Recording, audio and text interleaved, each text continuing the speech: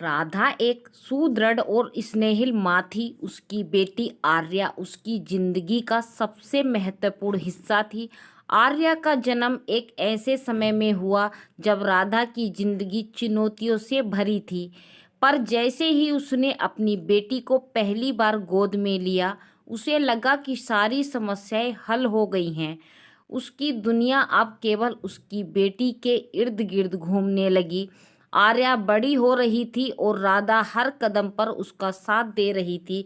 जब आर्या ने चलना सीखा तब राधा ने उसे हाथ पकड़कर गिरने से बचाया। जब स्कूल में आर्या की पहली बार किसी मुश्किल का सामना करना पड़ा तब राधा ने उसे समझाया कि हारना भी जीवन का हिस्सा है और उससे सीख कर आगे बढ़ना ही सच्ची जीत है। समय के साथ आर्या किशोरावस्था में पहुंची जहां उसका व्यक्तित्व विकसित हो रहा था। इस दौरान माँ बेटी के बीच मतभेद भी हुए। कभी कभी आर्या को लगता कि उसकी माँ उसे समझ नहीं रही और राधा को यह महसूस होता कि उसकी बेटी अब बड़ी हो गई है और उसे थोड़ा स्वतंत्रता देनी चाहिए। लेकिन इन छोटे छोटे संघर्षों के बावजूद उनके रिश्तों की बुनियाद ममता और विश्वास पर टिकी थी। जब आर्या कॉलेज जाने लगी तो वह अपनी जिंदगी के नए अध्याय में प्रवेश कर रही थी। राधा को अपनी बेटी की विदाई से दुख तो था, पर गर्व भी था कि उसकी बेटी अब आत्मनिर्भर हो रही है। कॉलेज की नई दुनिया में आर्या कई अनुभवों से गुजरी, लेकिन जब भी उसे कोई मुश्किल आती वह सबसे पहले अपनी माँ को फ़ोन करती। एक दिन आर्या को बहुत बड़ा निर्णय लेना था। उसे अपने करियर और निजी जीवन से जुड़े सवालों के जवाब नहीं मिल रहे थे।